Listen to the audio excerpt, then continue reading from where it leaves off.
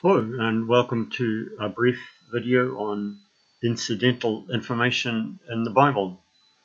And what I mean by this is things apart from the main point of what's being taught, but just come out incidentally, like background information.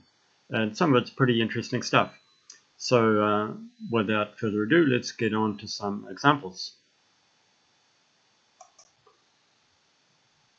We learn from John chapter 13 verse 29 that gifts to the poor regularly came out of the purse of Jesus, well, the common purse of Jesus and the 12 came out of, I should have taken that out, the common purse of Jesus and the 12. If you look that reference up, it talks about how Judas was going out and the other disciples didn't know what was happening.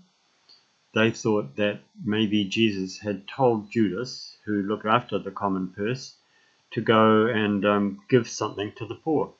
So just incidentally, just as a sideline, incidental information, we learned that that used to be a common practice. If the disciples assumed that's what Judas was doing, we know that that must have been a common practice, that on Jesus' instructions, Judas would take some money from the common purse and give it to the poor. So that's interesting information that's not specifically made a point of in the Bible, but we just learn it as an aside.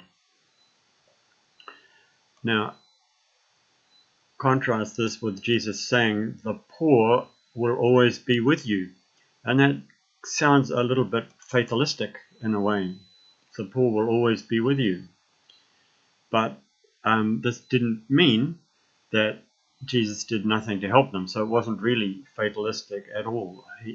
We know that Jesus did do things to help the poor. I mean, of course, healing them and making them well as giving money to them. Very practical. There's an interesting fact. Did you know that we have just 4 descriptions of crucifixions from the ancient world? Obviously, the Romans crucified a lot of people, and other empires and so on did it as well. But we have only 4 descriptions of the actual process. And do you know where those 4 descriptions come from? Actually, they come from the 4 Gospels. Those are the only 4 descriptions that we have of crucifixions from the ancient world. So very interesting incidental information about how it was done, what happened, only found in the Bible. Many people have claimed that the Bible is unverified and has no support from history for what it says. You find people like Richard Dawkins saying this, and many people have said that, as if history was an objective thing that we find out from history books, which are totally objective, have no axe to grind, no agenda to promote. Of course, that's not true. Every history book has its own slant on things, and the Bible is a history book just like any other, and the Bible has its agenda, if you like. It wants to teach certain things, but incidental information is quite a good way to get information, because it's apart from the main point. It's apart from the agenda, if you like, that the writer is trying to present. And so it's giving information that just comes as like an added extra, if you like. And here we have a case where there is no support from history anyway, because we have no other history book existing in which crucifixions, the process of crucifixion, is described. So the Bible here is a unique historical record of information about what happened during a crucifixion. I got this information from a book called Dominion by Tom Holland, a most interesting book. I'll just take a minute to talk a little bit about it. He points out that the values that are held by the post Christian Western world come from Christianity. In particular, the ancient world had a complete lack of any sense that the poor and the weak might have the slightest intrinsic value. And a lot of people in modern Western society, they say, oh, we're not Christian, we're no longer Christian. But of course we hold this idea that the poor and the weak have value, that we must look after them. But in fact, where does that come from? And Tom Holland, who was a classical historian, says, I find nothing like this in the ancient world. The Romans and the Greeks and all the rest of them were very cruel to the poor and the weak and deformed babies. Even a girl baby, you'd get thrown out. So, but the value of every human being, including the poor and the weak, comes, he points out, from Genesis. God created mankind in his own image. That's where the idea of the value of every human being has come, and it has infused Western society through Christianity.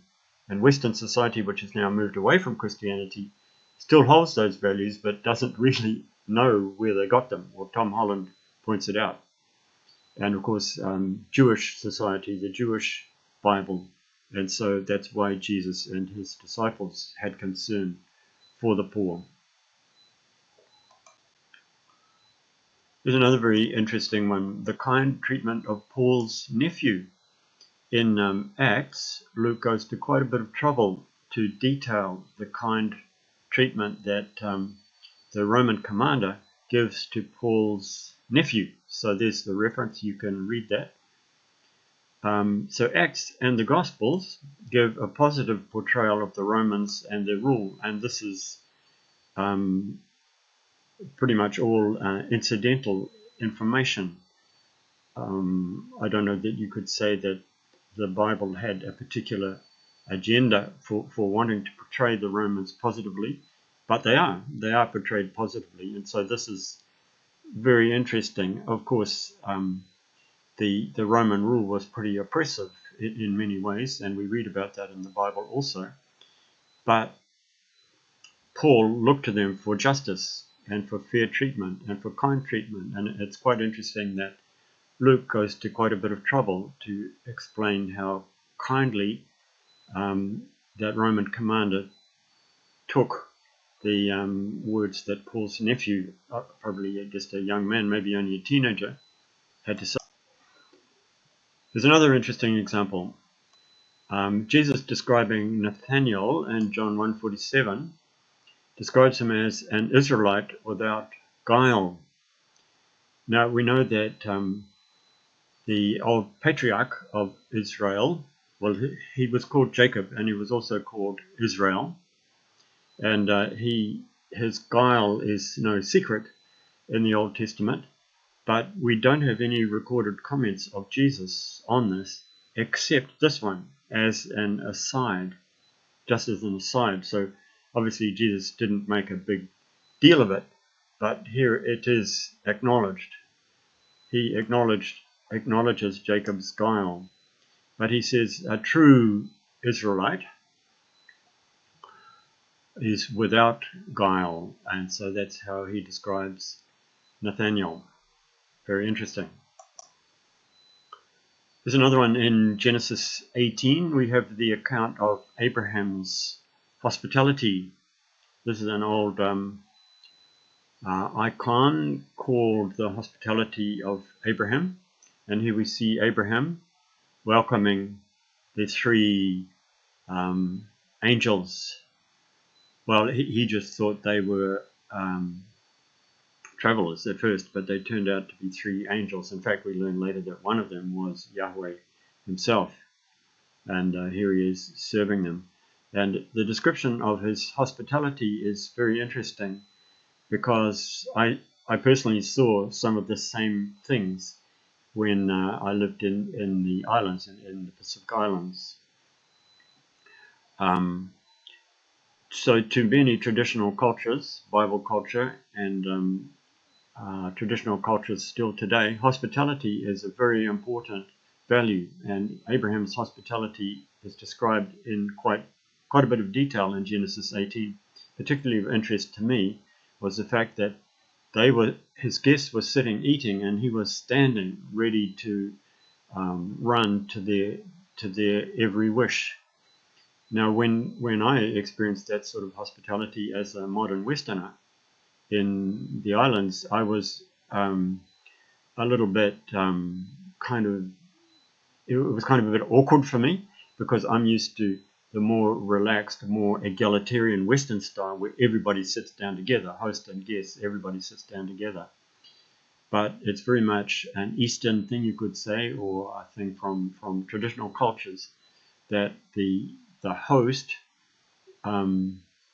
hovers by, ready to meet their guests' smallest wish. And this is part of the extreme importance and the value of hospitality, which is interestingly described here in Genesis 18. Okay, another example. In Acts, Paul's healing powers seem to work all the time and pretty much instantaneously. But when we read on incidental information in Philippians 2, we learn about Epaphroditus, who it seems suffered from some illness for quite a while and almost died. And Paul seemed helpless until finally God had pity on him. So that's interesting. It wasn't like a magic wand that Paul could wave and, hey presto, anybody was healed. Sometimes Paul, like we today, pray and pray, but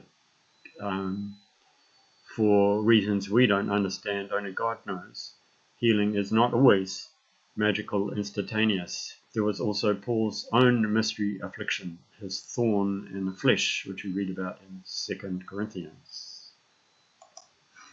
Okay, so there we have it, just a few examples, and of course there are many more that you could think of. I'd be interested to hear if anybody happens to be watching this video and thinks of some more, if you could add them in the comments. There are more that I could have mentioned. You learn a lot about how people lived in those days and what they thought, and this in turn increases your understanding of the main teachings of the Bible. So there we have it. Thank you.